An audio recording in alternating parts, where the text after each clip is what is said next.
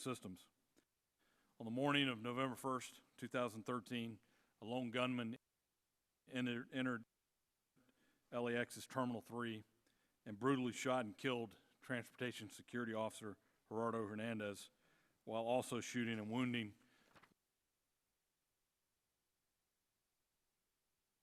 an inspiring display of bravery by emergency first responders, law enforcement officers, and TSA personnel. In March, I, along with Chairman of the full committee, Mike McCall, Ranking Member, full committee Thompson, and several other members traveled to LAX and conducted a site visit and a field hearing. And we were able to meet with first responders who were there that day and to better understand and comprehend the complexity and the scope of the response that day to the shooting. While I remain impressed by the planning and execution of the incident response at LAX, it's incumbent upon this subcommittee and TSA to ensure that airports of all sizes are aware of best practices in security incident response. Faces an evolving threat landscape that focuses on soft targets, as we've seen in the tragic bombings of the Boston Marathon.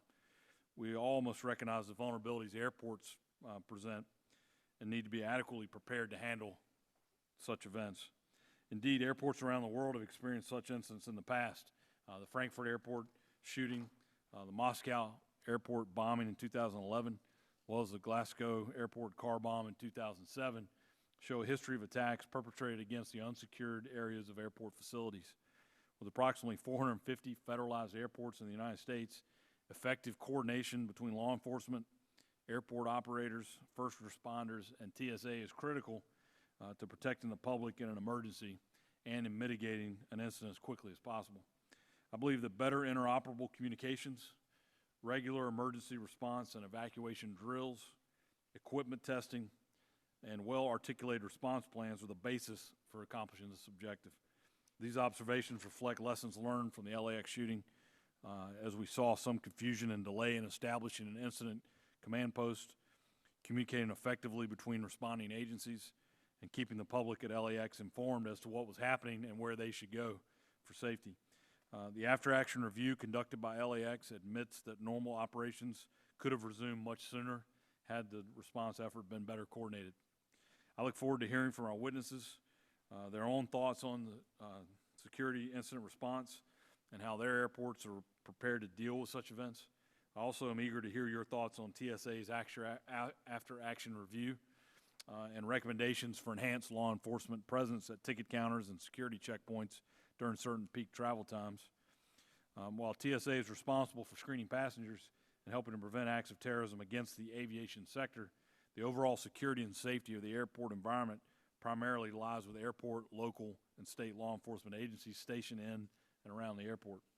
Whether it be an active shooter or an individual breaching perimeter security and stowing away in the wheel well of an aircraft, it's important for the subcommittee to understand the unique challenges facing airport stakeholders and what can be done to detect and respond to perceived and known threats.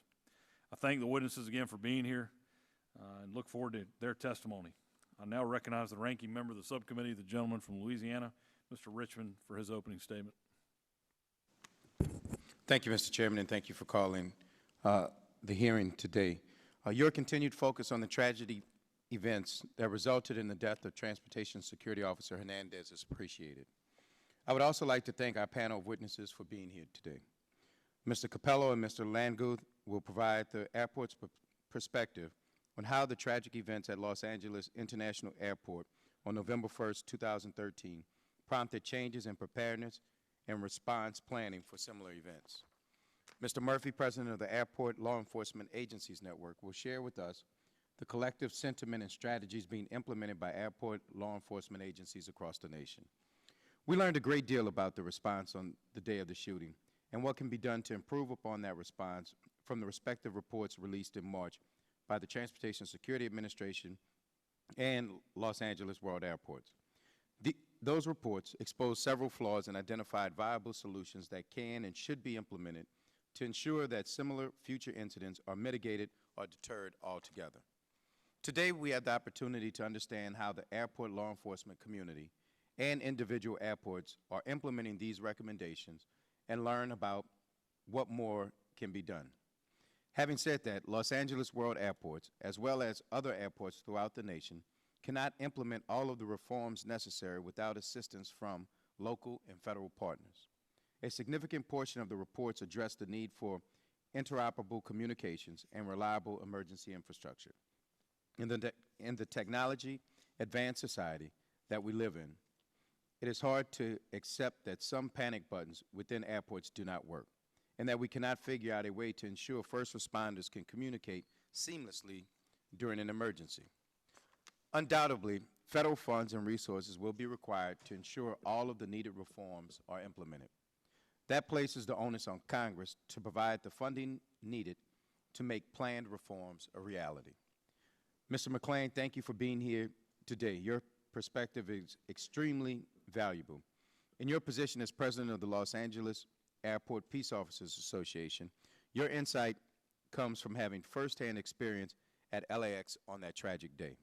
I am interested in hearing more about the concerns you outlined in your prepared testimony regarding airport law enforcement's interaction with the Transportation Security Administration. Given that law enforcement and TSA share a common goal, the safety and security of the traveling public, it was troubling to read in your testimony that recommendations made to TSA prior to the shooting were not acted upon. Before yielding back, I would like to emphasize the important work transportation security officers do to protect our nation against attack. As Mr. McClain points out in his prepared testimony, airplanes and airports remain desired targets of terrorists around the world. Unfortunately, there's a tendency to marginalize that threat as we become consumed with the desire to expedite screening for larger and larger segments of the population. Officer Hernandez reported to work at LAX on November 1st, 2013, with the goal of ensuring our aviation sector remained secure and passengers could travel freely. In a senseless act of violence, his life was cut short while working to protect the rest of us.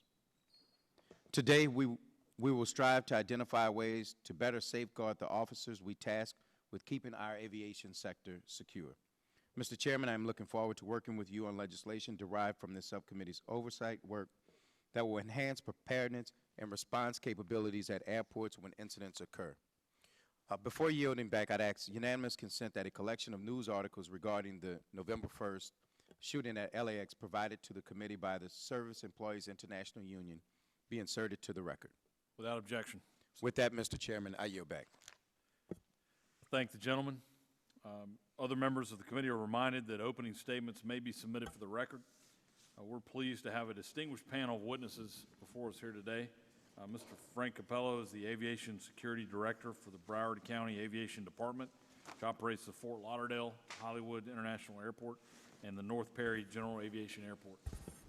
Mr. Capello is responsible for managing the Aviation Department's Security Division, which includes oversight and coordination over the law enforcement services provided by the Broward County Sheriff's Office. Mr. Capello is a member of the Airports Council International World Security Standing Committee, as well as chairman of the Florida Airports Council Security Subcommittee. Prior to joining the Broward County Aviation Department, he was a FAA Special Agent, a Federal Air Marshal, and a TSA Federal Security Director. Mr. Michael Landguth serves as the President and CEO of Raleigh-Durham International Airport, airport I use fairly frequently. Mr. Landguth is responsible for RDU's overall staffing, budgeting, strategic planning, and operations. Prior to joining the Raleigh-Durham Airport Authority, he served as CEO and President of the Chattanooga Metropolitan Airport Authority. Mr. Landguth is an accredited airport executive and a member of the Board of Directors of the American Association of Airport Executives. He also serves as chairman of the Airports Council International North America's Medium Hub Caucus. Does that fit on a business card? That's quite a title. Next, we have Mr. Kevin Murphy. He's president of the Airport Law Enforcement Agencies Network, ALEN, and chief of police for the Cincinnati, Northern Kentucky International Airport Police Department. ALEN helps facilitate communication of law enforcement intelligence, actively provides input in the formulation of public policy concerning civil aviation security, and promotes, sponsors, and conducts a regular information sharing network for the benefit of airport law enforcement officers throughout the world. And Mr. Marshall McClain is a police officer and current president of the Los Angeles Airport Peace Officers Association. This association represents the rank and file police firefighters protecting the city's airports, including LAX. Officer McLean joined the Los Angeles Airport Police in 2002. He holds the rank of Police Officer 3 and is assigned as a senior lead officer to the Patrolled Services section at LAX.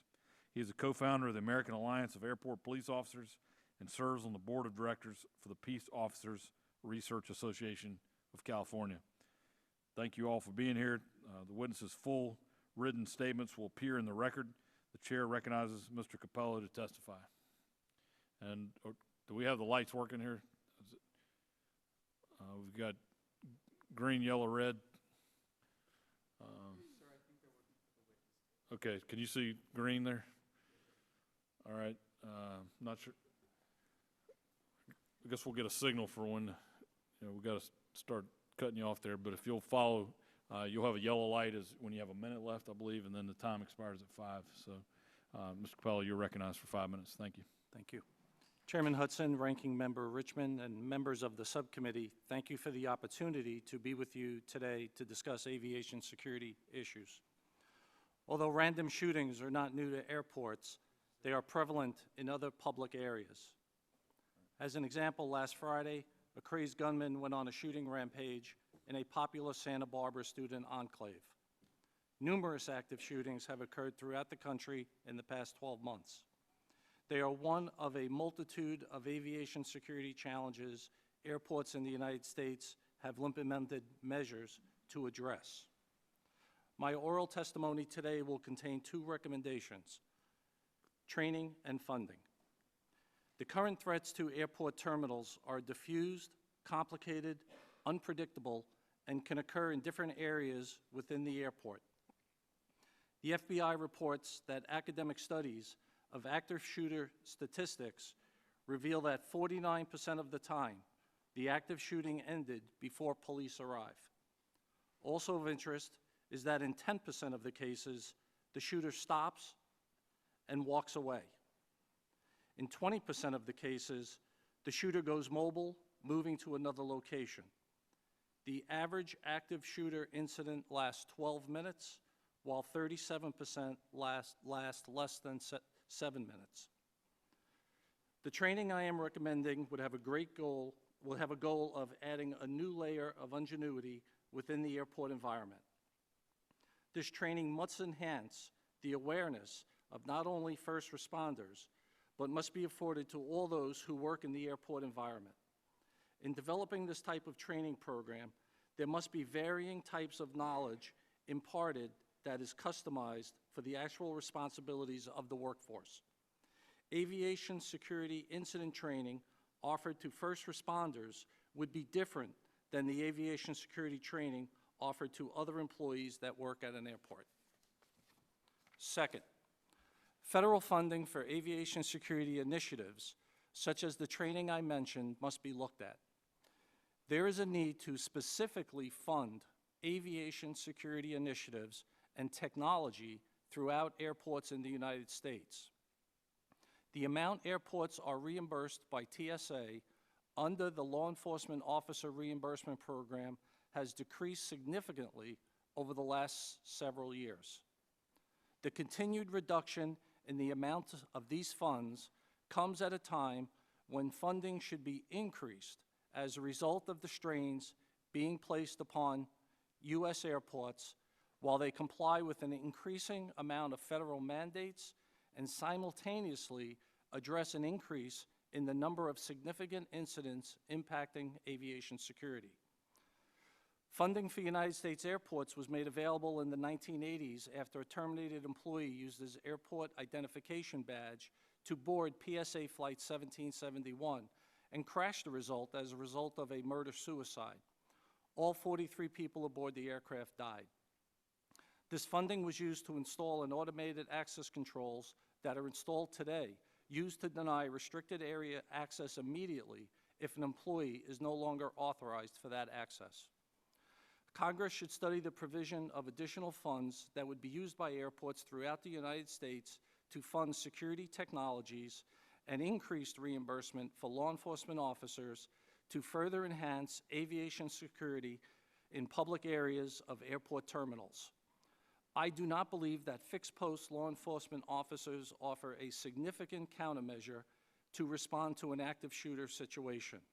A flexible post law enforcement officer offers a level of unpredictability and an element of surprise. Additionally, if provided airport security-specific funding, airports could increase the tempo of continually enhancing the various layers of security, technologies, and increase reimbursement for law enforcement to further support aviation security in public areas of terminals. Congress should also allow for the additional funding of research of airport security technology, such as the evaluation and testing currently being conducted by the National Safe Skies Alliance, which is funded by the Federal Aviation Administration.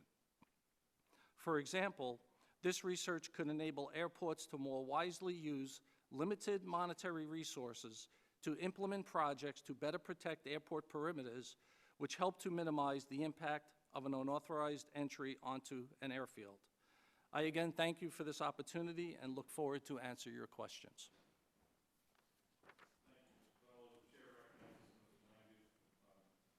Thank you, Chairman Hudson, Ranking Member Richmond, and members of the subcommittee. I appreciate the opportunity to appear before you today to participate in this public hearing. I would like to commend this subcommittee and the Transportation Security Administration for the thoughtful and collaborative approach they have taken surrounding the horrific events that occurred on November 1, 2013 at LAX. Our thoughts and prayers go out to the family of Mr. Hernandez. I believe the efforts of this subcommittee and the collaborative discussion it has created within the industry will provide measurable security improvements for travelers and workers at the nation's airports. The Raleigh-Durham International Airport is located in North Carolina, and it's the 39th largest airport in the United States. We handle over 9 million passengers a year. As a commercial service airport, we have the responsibility to detect, deter, and prevent both security threats and safety concerns that could harm passengers and employees. The LAX incident was significant, and airports have responded aggressively by looking at emergency responsiveness, evacuation strategies, local and federal coordination, and a host of other issues to make sure they are adequately prepared if such an incident occurs again. Commercial service airports across the country are required to develop an airport emergency plan that addresses the following: aircraft, terrorism, hazardous material incidents, structural fires, natural disasters, sabotage, hijacking, water rescues, and crowd control. Airports are constantly evaluating safety and security risks and regularly reviewing their emergency and contingency plans to ensure they are prepared. At RDU, we have added to our emergency plan over time by developing a special passenger assistance plan, crisis communication plan, baggage handling contingency plan, and a communicable disease plan. Also at this time, my staff is developing a severe weather plan to address a significant weather event such as a hurricane. We also hold annual safety and security tabletop exercises to practice and test our emergency plan. With regard to the incident at LAX and its impact on airport emergency response, I offer several recommendations below on how airports and the federal government can work together to strengthen the response to these types of incidents. Encourage the development of active shooter response and recovery guidelines by TSA versus a one-size-fits-all regulations to ensure that all airports have the basic framework to meet the requirements of their individual airports. The tasks and actions needed for recovery and return to normal operations are best handled in the airport emergency plan or a standalone plan, not in the airport security plan. Enlist TSA to act as a clearinghouse for lessons learned for active shooter incidents. While RDU sent 3 of its employees to the LAX active shooter and San Francisco aircraft accident debriefings, not all airports across the country can afford this type of investment.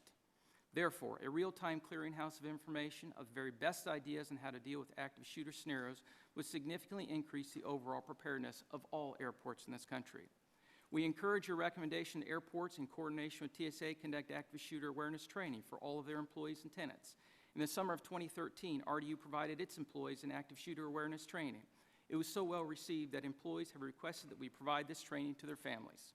While on the surface this may not seem like a significant deterrent, we believe we mitigated a potential act against our passengers and employees at our facility after the training was conducted. Recognize that a layered approach to terminal area security around the checkpoint and ticket counters is the most effective. One layer includes community policing. At RDU, we are developing and expanding our community policing program to include the employees of the airlines and other tenants to reinforce the importance of immediate action drills and proper communication procedures while infusing a mindset of constant awareness. Additionally, We conduct 2 active shooter tactical drills each year, have enhanced our armament and weapons training, and added 2 explosive detection dogs.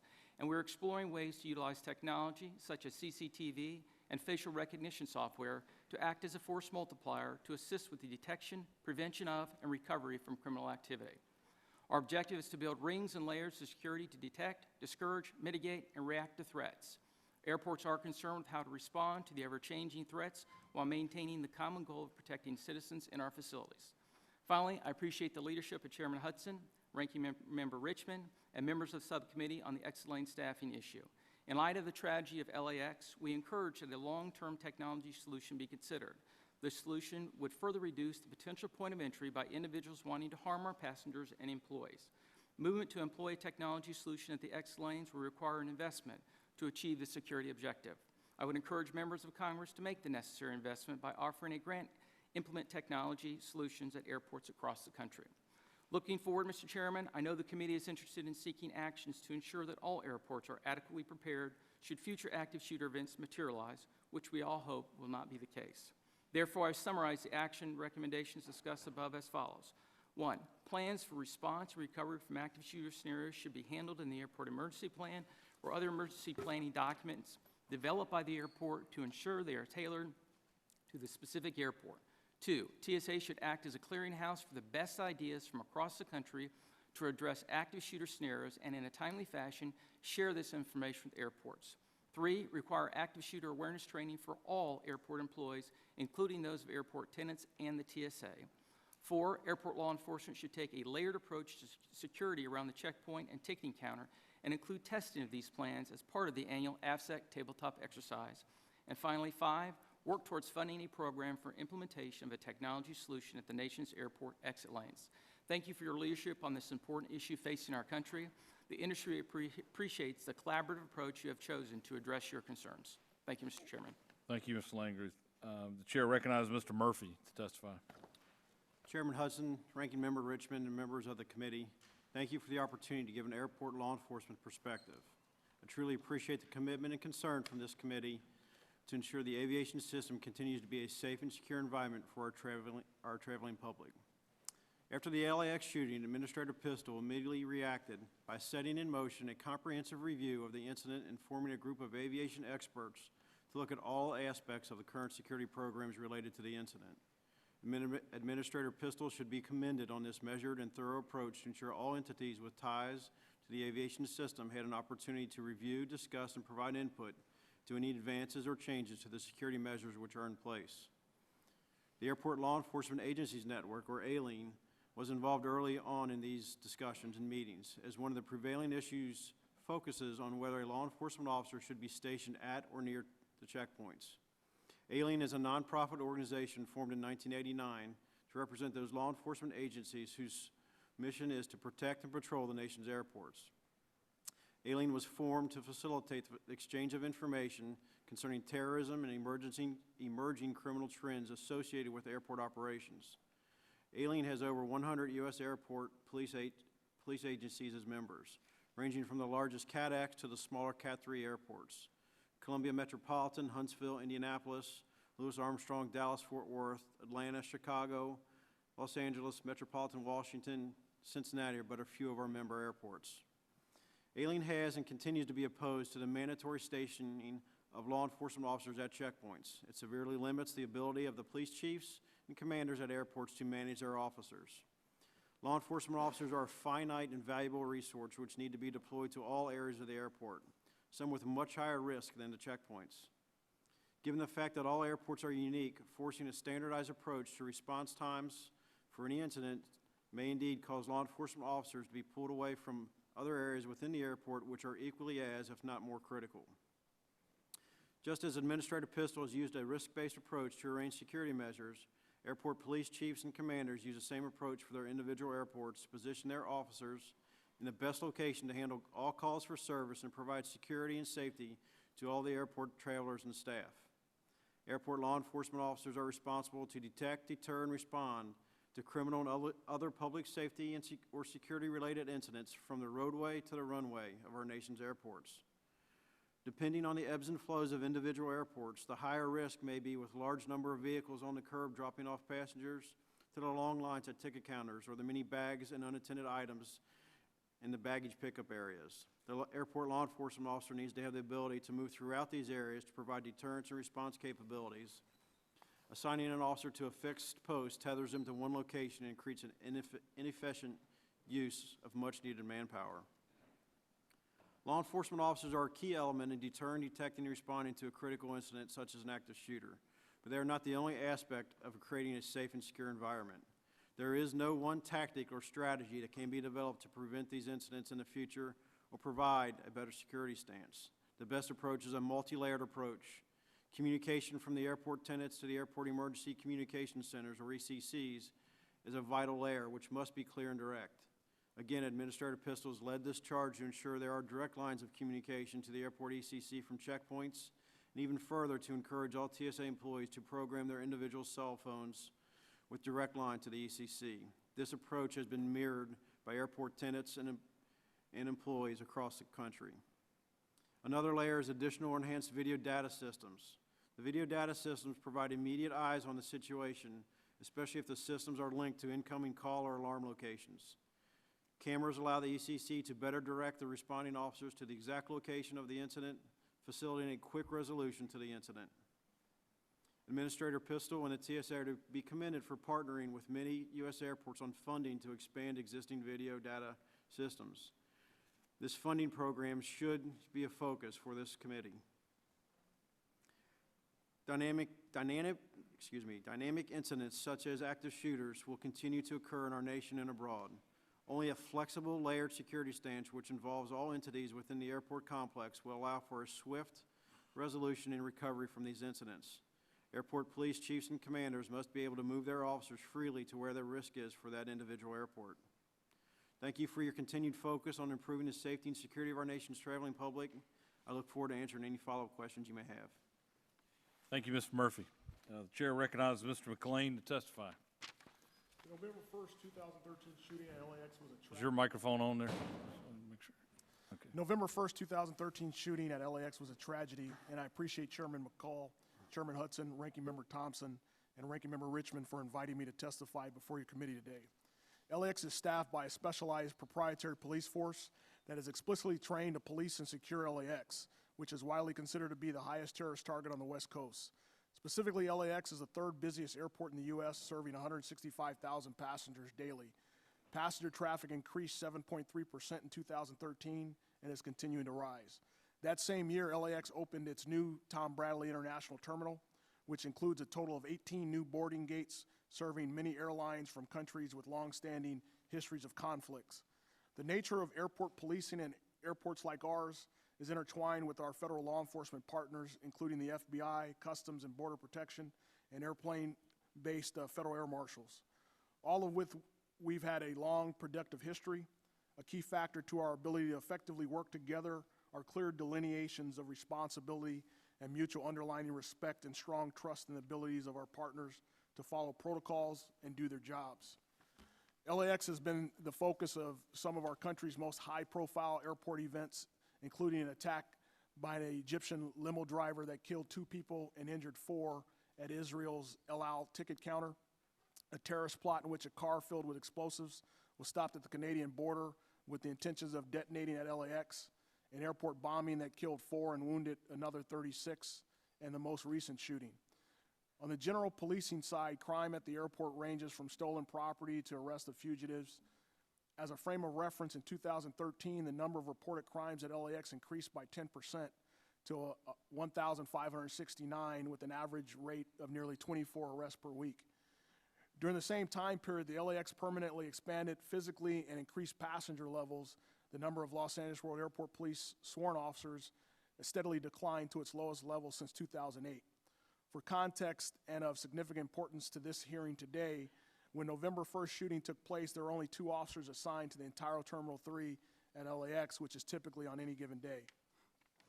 In September 2012, the American Alliance of Airport Police Officers, which is comprised of rank-and-file law enforcement officers representing the airports of LAX, JFK, LaGuardia, Newark, and Dallas-Fort Worth, met with Administrator Pistol to have a frank discussion about local law enforcement interactions with TSA, the only federal agency with which our officers experience consistent and ongoing lack of coordination and communication. We made five specific recommendations for CADX airports to the administrator. None of these recommendations were acted upon. 4 of these recommendations, which include 1, requiring a law enforcement officer presence within 300 feet of a TSA screening station, police access to closed-circuit TVs, definitive standards of operating procedures between law enforcement officers and TSA, and 4, providing the tools, equipment, and resources for both TSA and law enforcement officers to better do their jobs. This most likely would have had a better impact on November 1st. I'm concerned that TSA has not moved on basic low-tech, low-cost, and low-effort solutions that are necessary to mitigate and perhaps prevent future acts of violence. Furthermore, I'm concerned with our own airport management at LAX is not balancing policing and security with their ambitions to physically expand the airport and market it as a destination for world travelers. In fact, the U.S. Department of Transportation Inspector General recently released a federal audit reporting policing funds have been illegally diverted at LAX in an astronomical amount of $49 million, and irregularities associated with an additional $7.9 million. Many of our officers are fully aware of the illegal misuse of these funds, and we are hopeful that the federal government will force termination of these activities and require remunerations to our department for the funding that has been lost so it can be applied to the various policing deficiencies that have come into focus this last fall. Our officers did not fail LAX when it was our time, when it mattered. We should expect the same in return by our management and the federal agencies who impact what we do. We are hopeful that circumstances do not find us back here again or at a hearing at another airport in our country after another incident that could have been mitigated or prevented by common sense solutions with high-end returns on investment. As law enforcement officers at LAX, we want our airports to be the gold standard, not just from marketing and economic standpoint, but also functionally with safety being almost the top priority, among the top priorities. In closing, most importantly, my fellow officers and I do mourn the death and the tragic loss of life, and our heart does go out to the Hernandez family. We also express our hope that those who were injured on that day will recover well and with speed, and we solemnly commit to ensuring that we will continue our best effort to protect our airports and its occupants. Thank you for convening this very important hearing today. Thank you, Mr. McLean. We appreciate all of you being here and appreciate your testimony. I'm now going to recognize myself for 5 minutes to ask questions. One of the issues that Mr. Capella and Mr. Langus both touched on, I guess, is it was brought up in TSA's own after-action review, is that there needs to be more training, active shooter training. They recommend the airport operators conduct this training on a biannual basis, and also in addition to mandatory evacuation drills, that sort of thing. How important do you think it is that these be jointly conducted between TSA and airport? You both sort of touched on the other stakeholders who might be necessary, but maybe you could expound on that a little bit more, the need to do the joint training. I'll open up to either one of you. Okay. I think that there's a lot of issues to address in your question, sir. One of the biggest concerns is that if there are many individual plans, somebody like myself, my airport, would have to ensure that those individual plans mesh up together so that the outcome is very positive at the end. So I think it's important at some point that those plans have to be vetted against each other to make sure they'll be successful in their entirety. On the other side of the coin is that the more entities you introduce into some type of emergency plan, the more complicated it becomes exponentially. So we need to be careful of that. I happen to think the best approach is an individual airport approach to this type of planning, exercising, even training, and then maybe some type of approval by TSA, review by TSA. Let each airport sort of come up with its own game plan and then let TSA review it. Exactly. I do believe that there's so much benefit to that. It's sort of the reason why I believe I'm here today, is that you're looking for some subject matter expertise and I believe I could provide that, and I think airports should be allowed to provide that in the airport setting. If there is some required federal oversight, it would be in some type of framework or template or some approval of the plan that's in place. Yes, sir. Mr. Chairman, I have to agree. I think training everybody, concessionaires, tenants, TSA, all of our employees, everybody needs to be trained in this, because detection is identifying these things as quickly as you possibly can, and then knowing how to communicate that information. There are lots of these kind of plans out there. TSA has gone through and done some training with their staff. I will tell you, as they did that training for their staff, I asked some of their employees to try to describe that for me. And one thing that I thought was quite interesting is what was silent. And what was silent is, how are we going to take care of the passengers? There's a lot about how we deal with the employees, which is important. Don't lose, I'm not trying to downplay that, but we also need to take care of the passengers. We have 9 million people that come through that facility. I'm responsible for all 9 million, plus the tenants, plus the employees. And so the airport have an overarching kind of plan to make sure everybody's coordinated and everybody knows what's going on, how we're going to communicate, how we're going to evacuate, how we're going to have our tactical plans coming forward is extremely important, I think, moving forward. I agree, and that sort of dovetails on my next question, which is one of the concerns we had at LAX, I alluded to in my opening statement, is that there was no way to communicate with the passengers in the terminal, even in other terminals that were on lockdown. How do you and your airports communicate? How would you communicate in an incident like this with the general public? So we have a couple different methods. The first one is, we're fortunate, we've made some recent upgrades to our infrastructure at Fort Lauderdale Hollywood International Airport. So we do have the ability to talk to every terminal, either individually or together all at one, what we call a group page, a group message. So if something was to happen today, our central communication center could start talking to the terminals right away. We also have plenty of boots on the ground, and we would start talking either through voice or through bullhorns that we have equipped in our vehicles and with our personnel. So we have that also. We have I think it's called social media honcho at my airport, our public affairs guy, and he's very proficient at starting social media very quickly and getting the word out, and we practice it often at our airport in messaging to our travelers different bits of information.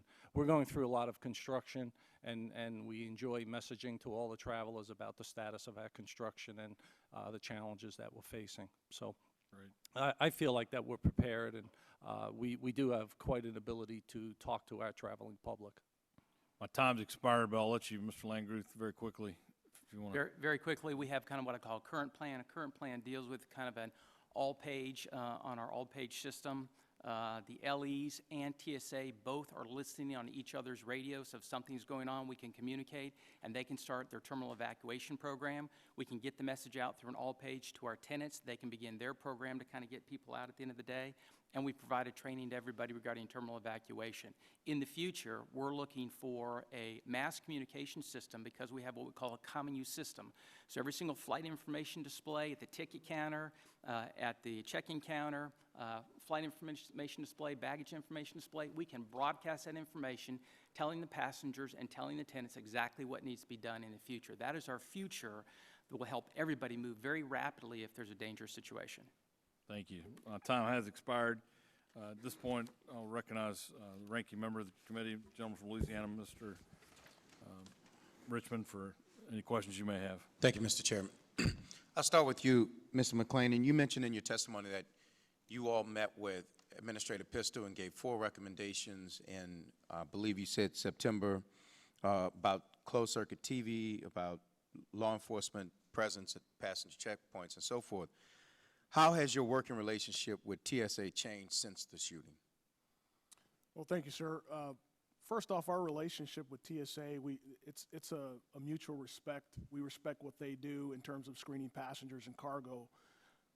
But you have to realize is there are not clear lines of delineation, and that still hasn't changed today in terms of everybody has a role to do, whether it be the baggage handlers, whether it be TSA screeners, TSOs, whether it be the airline attendants. Everyone has their role, but it's not very clearly laid out where TSA's job begins and where it ends. So when it becomes a law enforcement matter, it should be a law enforcement matter and not being a tug of war, and some of that still continues today.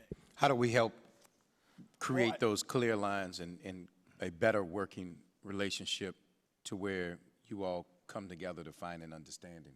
Well, I agree with my fellow members on the committee here that each airport does have its own different needs and different rules that go into play specifically. But in terms of TSA, that needs to come directly from the administrator down to his troops, that when it's an airport police matter or a law enforcement matter, the LEOs are in charge and let them do their job. In the next question, I'll let you start off with it, but I also wanted to get Mr. Pello's viewpoint and Mr. Landguth. You also mentioned that as airports continue to try to grow and try to expand their market share and all of those things, which, Mr. Landguth, I believe you all are about 9 million passengers a year in New Orleans Airport. We're about 9 million a year. And I know that I just met with my airport director a couple months ago because he wants to build a new airport, but at no time did he discuss security. And I'm not saying that he left it out, maybe I didn't ask, but there's clearly a move to increase passenger travel and all the things because of the economic development that goes with it. Do you think that we're sacrificing safety in pursuit of market share? And I'll start with Mr. McLean, and then I'll give both of you all a chance to answer. Yes, sir, I do agree that we are sacrificing it. Whenever you have a plan for expansion or a capital improvement project and it does not include public safety, there's a problem. When you have a situation like LAX where it clearly is expanding, everyone knows that's their goal to expand, but over the last 4 years, our officers' numbers have been declining. All of us will agree here, it typically takes about 2 years to get someone hired through the academy and being a solo officer. So the officers that we need now, we should have had 4 years ago. So you're going to have these general managers of airports who are looking at bringing in the dollars for that airport and that expansion, not always looking at public safety. So it should be part of a capital improvement project. And whenever that comes forward to you here or when it comes to appropriations in terms of funding for that, part of that plan should have some inclusion of where law enforcement is in that plan. Got it. Mr. Pello? Two things on that. First thing on police staffing or law enforcement officer staffing. That's a decision that's made by myself and my chief of police. And up to this point, we are both very satisfied that we are adequately staffed for the amount of traffic that we have today, even considering the possible myriad of contingencies that could occur on airport property. If that was not the case, then I certainly have an avenue to go to the airport director, whether it's at the budget cycle or in the middle of a budget cycle, and articulate my concerns. And I'm confident that anything that the chief of police or I needed in the area of law enforcement would be satisfied through that venue. On the second note, airport expansion, if you came to my airport today, it just looks like a construction site. And I've been at Fort Lauderdale Hollywood Airport, International Airport, just a little over 3 years. And from the day I walked into the door till yesterday when I left, I'm involved in the design and planning of all projects. From the security side, I handle the security side. It's not to say I get everything I want all the time, but at the end of the day, I'm satisfied that I have a safe and secure facility. You are included. I was saying you are included in the process. Oh, absolutely. Yeah. Okay. It's a major part of my day, actually. And Mr. Langer, if you could answer it quickly, I see my time has I see expired. that. I will tell you that airport directors across the country, safety and security is paramount, and I know Mr. Iftikhar, and I will tell you that it's on his top of his radar too from a safety and security standpoint. We've made investments in active shooter drills. We've got an investment for mass communication. We bought additional weapons. We've added 2 explosive detection canines. We're looking at new technology solutions from a CCTV standpoint. We are making that investment. Safety and security is paramount. Airport managers across the country get that. It is a challenging revenue environment out there, but we're not going to sacrifice safety and security. It's not going to happen. Thank you, gentlemen. At this point, the Chair will recognize the gentleman from California, Mr. Swalwell, for any questions you may have. Thank you, Mr. Chair, and wanted to thank each and every one of our witnesses. This, of course, is important. I think in just the last year, whether it's the LAX shooting or some of the perimeter challenges that we've seen, or even the oceanic crash at SFO, which is near my district, we have certainly seen the challenges that aviation can pose for us. And for me, aviation security is so important because if we do not have public confidence in aviation security, the economy we know will greatly suffer. And I wanted to first ask Mr. Capello, you mentioned in your testimony calling for pilot testing of technology, and you noted that research could enable airports to more wisely use limited monetary resources to implement projects to better protect airport perimeters. And in San Jose, about 2 months ago, we had a teenager breach the perimeter by going over the fence, which was not seen or detected by human eyes or video surveillance, and he boarded a flight that took him to Hawaii as a stowaway. And what that illustrated to me was that we don't have TSA guidelines right now that require airports to be alerted when any person or thing crosses an airport perimeter. And these perimeters are vast. At San Jose, it's 1,000 acres, which is approximately 10 football fields that you could put within, I'm sorry, more than, which is 100 football fields that you could put in this airport grounds, bigger than many small cities. So do you think the guidelines that TSA has should require every airline or every airport to be alerted if the perimeter is crossed in a way that it doesn't get in the way of your goal of allowing each airport to individually have their own security plan? No, I don't. I believe, again, that the experts who are tasked with that on the ground, people like myself, are more than able to handle that. So a couple things with that. At Fort Lauderdale, we had a fence jumper, didn't make the national news. It was within the last couple months. I don't have perimeter detection, intrusion detection. I don't have a lot of things. I do need some things, but there's a way to go about that.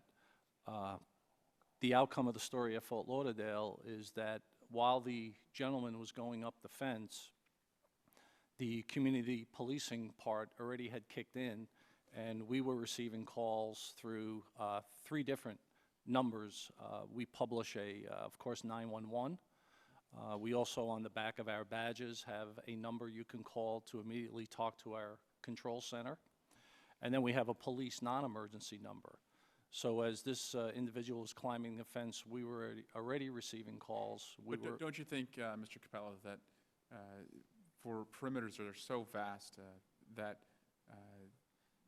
it's impossible for human eyes to detect these, especially at night? Sure. Yeah, absolutely. I was thinking about a simple way to present my testimony to you about this particular issue, and the only thing I can come up with, and I apologize, but it's some time ago I used to carry a cell phone, and now I carry a smartphone. I can still make phone calls with both of them, but I'm much more productive with the smartphone. So if my airport director came to me and said, hey, we just found $25 million and we're going to put in this elaborate CCTV system, intrusion detection system, I'd be the happiest guy in the room. But the bottom line is that's not the only area we're responsible for. You heard testimony today that we have roadways, we have buildings, we have commercial crimes, we have assaults, we have everything. We also have fence jumpers, unfortunately. I think we all need to devote attention to it. I'm not an alarmist about it just yet.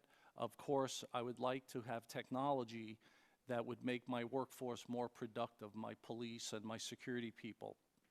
And do you think that $5 million, which the Safe Skies Alliance has right now, is enough to study the technologies, or do you think expanding that program would benefit perimeter security? I think it's a great question, and it's an easy one for me. I think it needs to be expanded. Why? Why? When I became aware of what the work that Safe Skies was doing, the gentleman was trying to explain to me exactly what they do, and he knew I wasn't getting it. And he said, listen, just think of consumer reports. And he said, what are consumer reports of airport security? And after thinking about it, it's the best way to convey my testimony to you. I don't have the resources nor the time to evaluate if this system will work in the rain, the snow, the heat, the fog, the sand, animals. They have experts to do that. And they will tell you what the system can do and what the system can't do. We at airports And, have... sorry, Mr. Capella, I think my time has expired, but it looks like we may have We'll do a second round. second round, yeah, if you don't mind, Mr. Chair. If all I'll the yield members back. agree, we'll, Thank you, Mr. Capella. thank you. At this point, I'll recognize myself for a second round of questions. So address this to Mr. McLean, Mr. Murphy, either one, if you both want to sort of chime in on this. One of the issues, one of the key findings in LAWA's after-action report was the issue of sort of the command and control, having a unified command and control system where, you know, all the different agencies that were responding were able, could coordinate in one place, and that seemed to be one of the big deficiencies. Could you maybe expound on that and explain from your perspective exactly why it's so important to have that one unified command and control at each airport? Well, for starters, I'd like to start with the 911 system, because to start there, That's where I was going next, but if you want to go there first. I'm sorry. Well, I'll encompass it in both. Sure. In terms of unified command and lines of communication, if you don't have that, it delays the process, and that's what we saw that day. You had 4 different command posts set up, which everyone at this table will say that that's not done. That's not the way we train. That's not the way we do it, but on that day it happened. But when you touch on things like the 911 system, currently, if you dial 911 at the airport at LAX, it does not go to airport police. So that's not even streamlined. So that's a situation that we brought up for the last 4 years, and it still hasn't been addressed today. So simple, low-tech things like having a caller ID system in place. When we talk about revenue, and the revenue issue has come up, we still have to circle back to the fact that $49 million of federal dollars was diverted instead of being used where it was supposed to be. And the other 7.9, DOT's not even sure what that was about. So there is revenue there, but it's not going to the right places to make sure that it's being done properly. So if you went to LAX, you saw LAX, there's billions of dollars being spent on beautification. Let's call it what it is, beautification rather than public safety. So I still don't see public safety being paramount, because you look at what's being spent on public safety as opposed to what's being spent on beautification, it's dramatically different. Thank you. Mr. Murphy, if you want to chime in on the 911 issue or the issue of the unified Sure. control. Unified command is the most basic principles in our NIMS system. Our compadres on the fire department are way more advanced than what the police departments have been doing, and they've been using unified command for years successfully.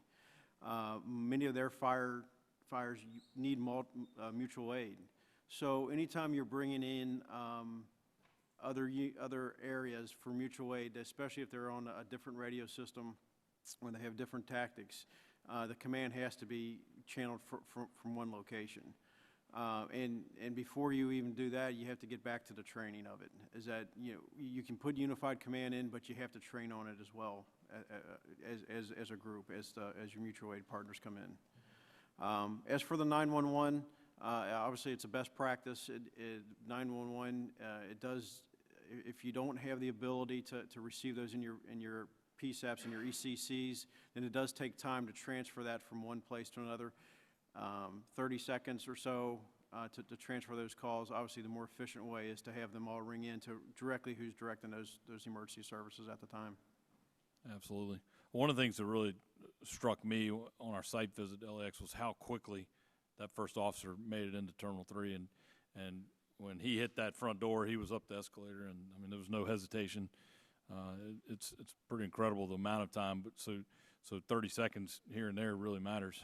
So it really impressed upon me just the, that quick amount of time, how far the shooter advanced, but also how quickly they got there. I'm running out of time, but maybe if I could throw it to Mr. Langruth and Mr. Capella, if you could just quickly, the issue at LAX was if you call from your cell phone 911 while you're in the terminal, it went to, I believe, the sheriff department. If you called from a landline in the terminal, it went to LAPD. And so what would happen in the case of your airport if someone called from their cell phone? Do you have landlines or other ways to contact 911 from your airports? Yeah, I think that's one of the lessons learned that we have is of all of our telephone systems or telephones that we have at Terminal 2, we should have an automatic button that we can actually hit that goes directly to the equivalent of our 911 center at the airport itself. But right now, if people are dialing 911, it's going to the emergency operations, Wake County Emergency Operations 911 Center, and so there is a little bit of challenge there. So proper training, immediate buttons that people can actually touch. I think TSA's got a program across the country. I think it's 888 that they'll hit no matter what airport they're at across the country, so it goes immediately to the airport's communication center. So I think we've recognized that that's probably an area that needs some improvement, and we're working on it.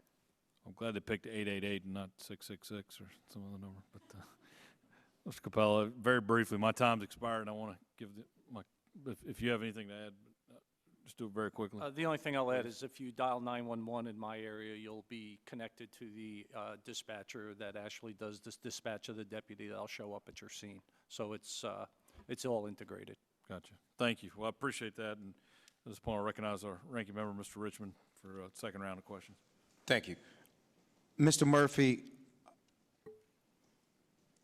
I'm sure after the LAX shooting you received tremendous response from various airport law enforcement entities and representatives that you represent. From your perspective, the law enforcement perspective, what was a recurring takeaway that you noticed from airport law enforcement community? Yes, sir. The active shooter has been on our radar for a long time with Aileen. We've been training on that over the last several of our conferences, and our members, most of our members, if not all of our members, have an active shooter plan, or we're putting an active shooter plan in process when the LAX shooting occurred. We had a conference shortly after that in LA, and we talked with our members, and there's several themes. First and foremost, comparing the LAX shooting with other active shooter incidents across the nation, they solved that problem very fast. It was obvious that LA had a good plan, and we were reaching out to say, hey, what does your plan look like? Number two was the training for our officers as well as our airport staff. And the training needed to not only go on resolving the incident, but recovery of victim extraction. That came up very, very obvious that, hey, we need to make sure that we're able to get victims out very quickly and work with our fire departments so they're able to come into a warm zone. It may not be totally secure, but we've got to get those folks in so we can get victims out and save lives much faster. And then the last part is to handle all the mutual aid. It was obvious that if someone puts out a call for help, you're going to get a lot of help.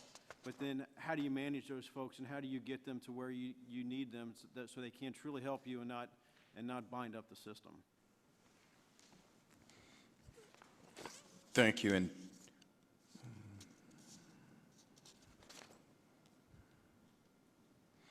Mr. Chairman, with that, I'll yield back. Thank you, gentlemen. I'll recognize a colleague from California, Mr. Swalwell, for a second round of questions. Thank you. First, I'd like to correct my math. That'd be almost 1,000 football fields. But Mr. McLean, when I toured San Jose Airport, I was stunned to hear how few sworn law enforcement officers the city of San Jose gives to the airport in coordination. And I don't think the number needs to be divulged, but it's pretty low. And do you have a recommended formula for number of officers per acre or per number of travelers daily at an airport? Well, thank you, sir.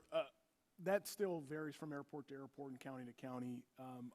I will say that having a proprietary law enforcement agency there as opposed to a municipal agency, or with all due respect to my colleague here, a county agency, sometimes that varies in terms of the dedicated force there. And typically, it's the agencies that are not proprietary that allocate less resources. That's just my opinion. That's what I've seen. I believe that as airports grow, as they expand, they have to reassess what officers they have allocated. If you're making the responsibility larger, you can't just say, hey, we got by with it 5 years ago when we had less area of responsibility. I know it was talked about earlier about whether you should have officers dedicated at a screening station or not. You also have to look at, if you have an officer dedicated to that screening post, that's one less officer to rotate around. But when you look at embassies, or when you look at when we came in here today, there were police officers dedicated there as you came in.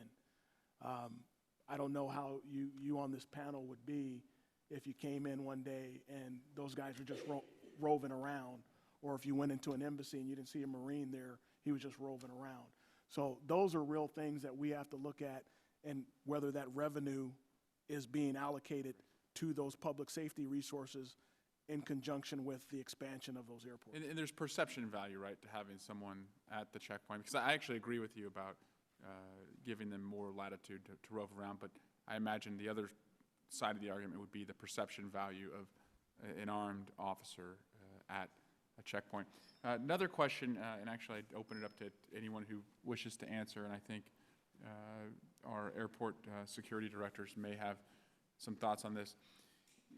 One of our local airports, I learned and observed that at the general aviation entrance point, folks can enter who have their planes at the airport, can fob their way in with a badge without any security personnel watching them come in or verifying that their fob or badge is for that person, and leaving the risk of someone tailgating in behind, or somebody who isn't the pass holder badging in to the area. And at this particular airport, the general aviation area can get you to the commercial part of the airport. And I had concerns about that, about whether even on the general aviation side, if we should have it humanized, whether it's someone on the ground looking at the pass, or remotely having someone hold up their pass to a camera, and so we're at least verifying people that are coming in and out. Any thoughts on that? Everyone's looking at you, Mr. Capella. I'll take it. I do have thoughts about it.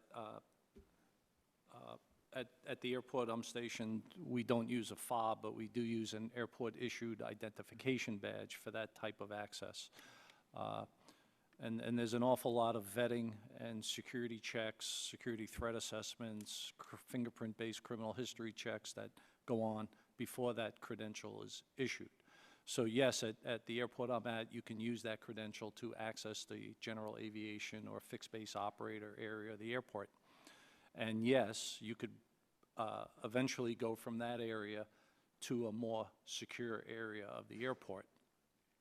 At my airport, to go to that more secure area of the airport, you have to go through another type of staffed credential check, because the two levels of security are different. So it acts like a lock, and you'll eventually balance it out, that if you're going from a, let's just call it a restricted area, to a more secure area, you yet have another check. At that gate where that credential was first used, where there was not a guard, there is generally CCTV, and if there's any issues at that gate, we start watching that gate very closely. There's also equipment hooked to that gate that generates alarms if a gate is manipulated with or kept open too long, and things like that. What I find generally is that when you evaluate the risks and the threats and the consequences and whatnot, that to me it's very low risk at this point because of the setup I currently have. I'm very comfortable with the setup I have. There may be other airports that don't have such an elaborate setup, but at least where I'm at, I do. So I'm very, it's low on my radar right now compared to other things that go on in a aviation security setting. Great, thank you, and Mr. Chair, I yield back the balance of my time. Thank you, gentlemen. And now recognize my colleague from Alabama, Mr. Rogers. Thank you, Mr. Chairman. Mr. Murphy, based on your knowledge, are the majority of airports in America equipped with effective interoperable communications equipment that will allow them to talk with first responders in the community in the event of an active shooter incident? To be quite honest with you, I don't know that answer. I know that where I police in Cincinnati, we've had an 800 megahertz system for 20 years, and our responding mutual aid partners have a 400 megahertz system.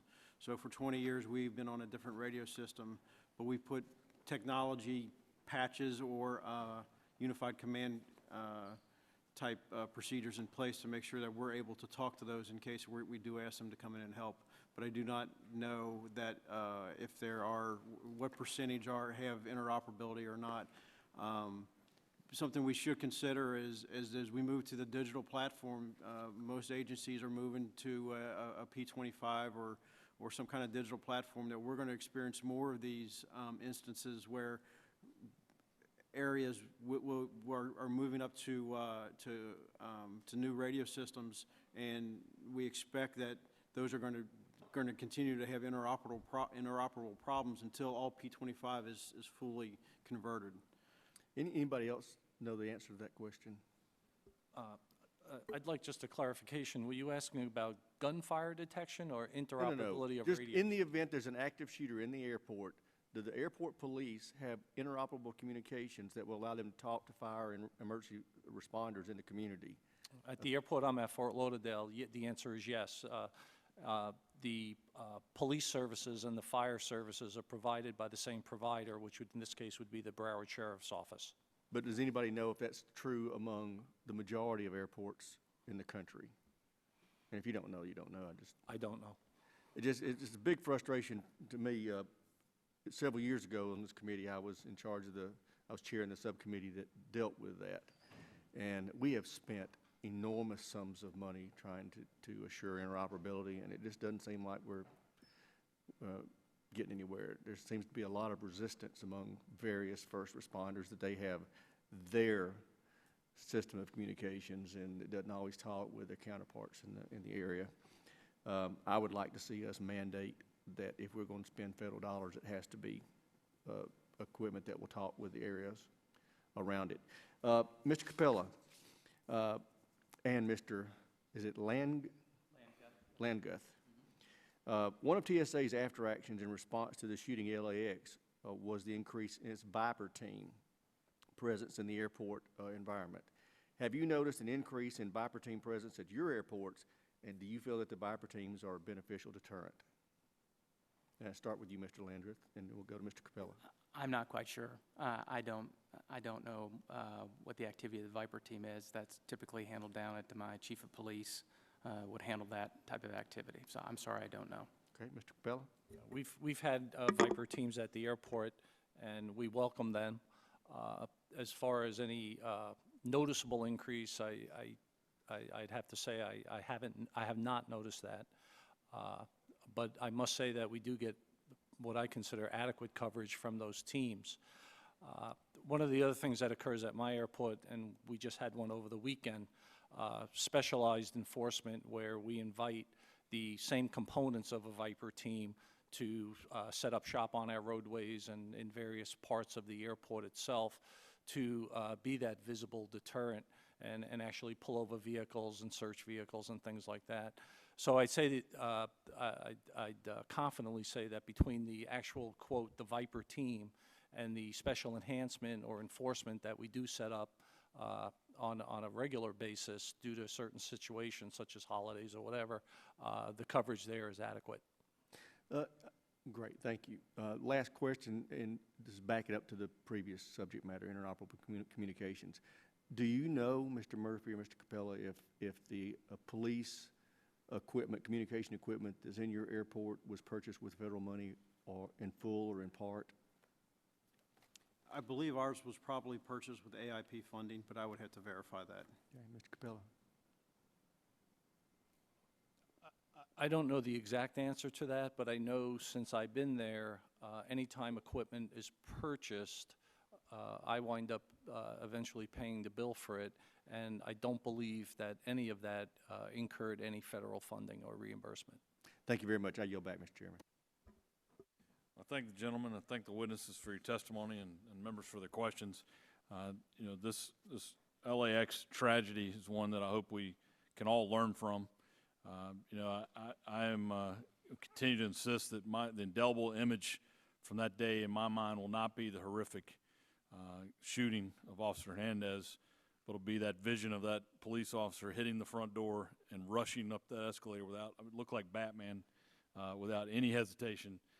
That to me is the image of that day, and I just thank the witnesses for their time and helping us to look at lessons learned, to look at how we move forward to make the flying public safer. So with that, I'll just ask the members that, the witnesses, that members may have additional questions. If they submit those, we ask that you answer those in writing.